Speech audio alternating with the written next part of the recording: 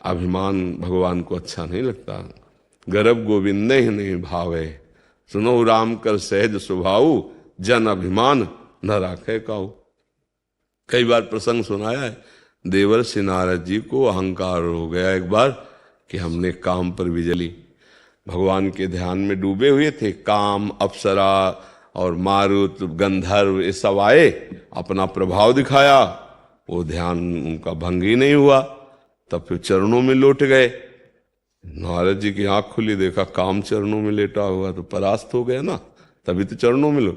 अब वहां से बीड़ा उठाए, भगवान शंकर के पास आए और कहा, महाराज हमने तो काम पर विजय प्राप्त कर ली। क्योंकि विश्व में देवाधिदेव महादेव जी है ना, तो भाई अपनी बात उनसे इसलिए रखी कि आप तो विजय प्राप्त नहीं किए, आपको गुस्सा आ गया और आपने भस्म कर दिया, और मुझे गुस्सा भी नहीं आया और मैंने काम पर विजय प्राप्त। भगवान शंकर जी परम वैष्णव हैं, भगवान है, उन्होंने कहा देखो ये बात मन में सोचो मत, हरि की कृपा से कुछ दुर्लभ नहीं है, भगवान की कृपा से। पर अब कहना नहीं कभी, अच्छा हमसे कह दिया तो कह दिया, भगवान श्री हरि से तो भूल कर भी न, अगर वो चर्चा चलावे भी तो तुम टाल जाना, घुमा देना, चाहिए मत। नारद जी को लगा कि ये जीते नहीं ना, क्रोध से भस्म कर दिए, तो इसीलिए इनको हमारी बड़ाई अच्छी नहीं लग रही। हम देखो आ गया, वहां भी दोष दर्शन हो गया। अब ये सीधे हरि के पास गए, अंतर्यामी भगवान, आओ नारद जी। बोले प्रभु आपकी कृपा से काम पर विजय प्राप्त कर ली। बोले महाराज आपकी क्या बात, आपकी कोई याद कर ले तो काम विजयी हो जाए। जैसे आग में पेट्रोल डाल देला तो भस्म से जल उठती। नारद जी को अब अच्छा लगा कि भगवान ने कहा आपकी क्या बात, आपकी कोई याद कर ले तो काम विजयी हो जाए। तो बात भगवान सत्य ही बोल रहे हैं, ऐसे महापुरुष नारद जी हैं, आचार्य हैं भक्तों के। नारद जी ने कहा ये तो सब आपकी कृपा भगवान, लेकिन अहंकार अंदर हो कि मैं काम विजयी, ऐसा भगवान शंकर ने रोका था, कहना मत, नहीं तो बड़े लीला बिहारी हैं, अगर परीक्षा शुरू कर दी तो पास कोई नहीं हो सकता। नारद जी बोले अच्छा प्रभु, तो बोले बड़ी कृपा, फिर पधारना। और जो ही चले सो आगे एक राजनगर की रचना सेकंड में माया ने कर दी। वहां जय हो देवर्षि नारद की प्रणाम नमस्कार लो। पूछा क्या हो रहा है यहाँ? बोले राजा के यहाँ स्वयंवर हो रहा है।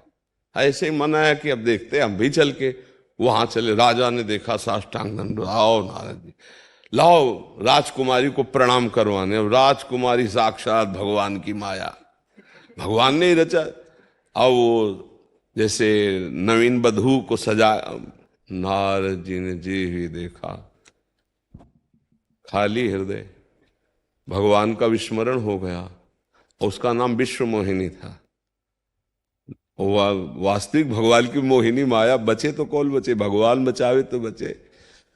अब वो आई, धीरे से चरण छुए तो नारद जी तो एकदम खो गए। तहलेक राजा ने कहा महाराज कुमारी के हाथ देखो, राजकुमारी के, कैसा दूल्हा मिलेगा? तो त्रिकालज्ञ नारद जी जो हाथ देखा तो रेखा में लिखा था, जो इसको वरेगा अजर अमर अविनाशी श्रीपति सब कुछ हो जाए, क्योंकि वो मायापति भगवान ही उसको वरेंगे। तो जितनी भगवान की महिमा वो सब। अब नारद जी के मन में आया कि अब तो बस किसी तरह इससे ब्याह हो जाए, अब क्या करें? तो देखो भक्त इतनी प्रचंड माया में भी भगवान की याद आ गई कि यार भगवान के समान तो मेरा कोई हित करने वाला है नहीं। तो एकांत में गए और भगवान का ध्यान किया। सोई भगवान प्रकट, नारद जी कैसे याद किया? बोले प्रभु ब्याह करवा दीजिए, अभी कह के आ रहे थे थोड़ी देर पहले के काम भी जाइए। अच्छा, बोले नाथ अब साधन भजन तो कुछ होगा नहीं, जिंदगी में कुछ चाह नहीं, एक बार हमको इस राजकुमारी से ब्याह हो जाए।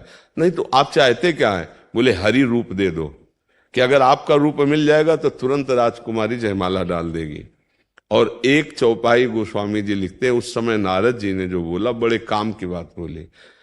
उन्होंने कहा ये तो मेरी मांग है, लेकिन जे ही विधि हो ये नाथ हित मोरा, करो शुभेगी दास मैं तोरा। जे विधि मतलब उनके अंदर है कि जिस विधान से मेरा ब्याह हो जाए, पर ब्याह शब्द नहीं कहा, जे ही विधि, तो भगवान ने भी उत्तर दिया, जे ही विधि हुई है परम हित, नारद सुनहु तुम्हार हित ही नहीं, जिससे परम हित होगा मैं वही करूंगा। जाओ तुम्हें हरि रूप प्रदान किया। हरि कहते बंदर को भी, भयंकर बंदर की देही। अच्छा, ये बंदर की देही और किसी को नहीं दिखाई दे रहे, केवल राजकुमारी को और भगवान दो शिव के पार्षद जो बैठे थे उनको। अब जाके आगे बैठ गए, अचला उचला सब बैठ के किया, तो अब हरि का रूप मिला, बढ़िया जयमाला।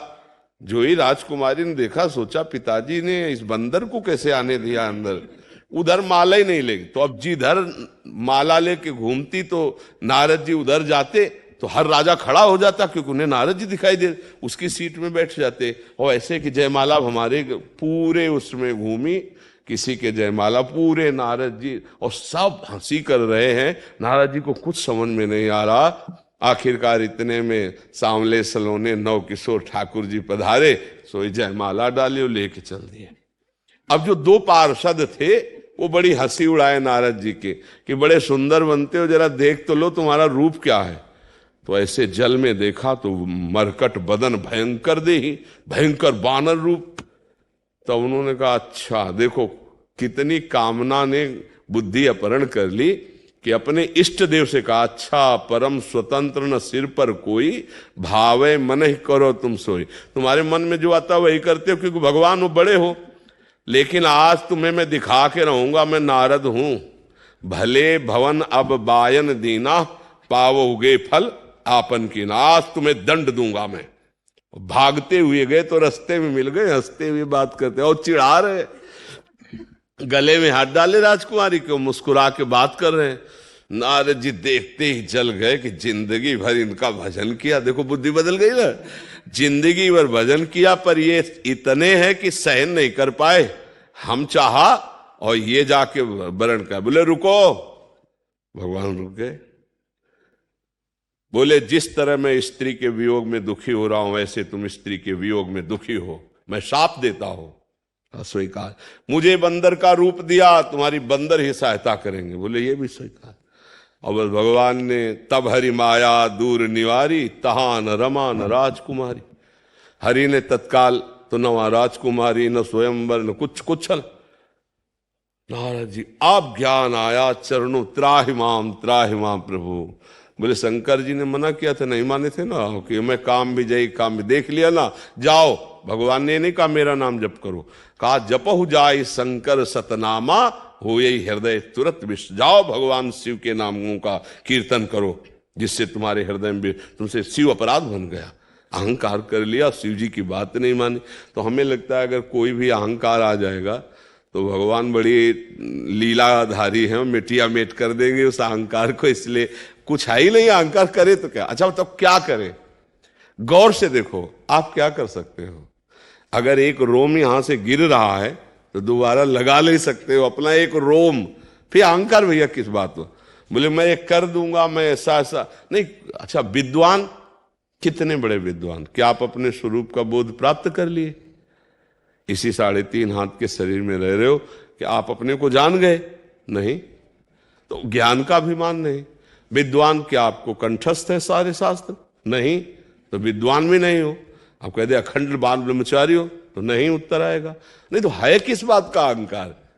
बस ऐसे ऑपरेशन किया जाता है। जब हम विचार करते हैं तो किस बात का अहंकार है? कुछ नहीं भैया, भगवान चला रहे तो चल पा रहे हैं। परमार्थ में कोई भी हो, अहंकार न करो नहीं तो फिसल जाओगे। अहंकार, हमें तो लगता है कि अच्छे से सोचो तो किस बात का अहंकार, किस बात का? कुछ है ही नहीं जिसके लिए अहंकार किया जाए। किस बात का अहंकार? कितना हमारे पास सोना चांदी रुपया पैसा क्या है, कितना? अरे समुद्र को रत्न गर्भा कहा गया, पृथ्वी को रत्न गर्भा कहा गया। एक से एक पहाड़ सोने के, चांदी के, क्या क्या कोयले में रत्नों की खाने छुपी हुई, हीरा जवाहरात पृथ्वी में छुपा हो। ऐसे भगवान हैं। अरे भाई अगर गौर से देखो तो अहंकार करने लायक कुछ है ही नहीं। भगवान का आश्रय ले लो तो अहंकार नष्ट हो जाएगा। नहीं, यही नष्ट करता रहता है, यही परेशान करता रहता है। ठीक है, नाम जप करो और संतों के चरित्र पढ़ो, भक्त नामावली का गायन करो। भक्तों की कृपा से अहंकार नष्ट हो जाता है। राहुल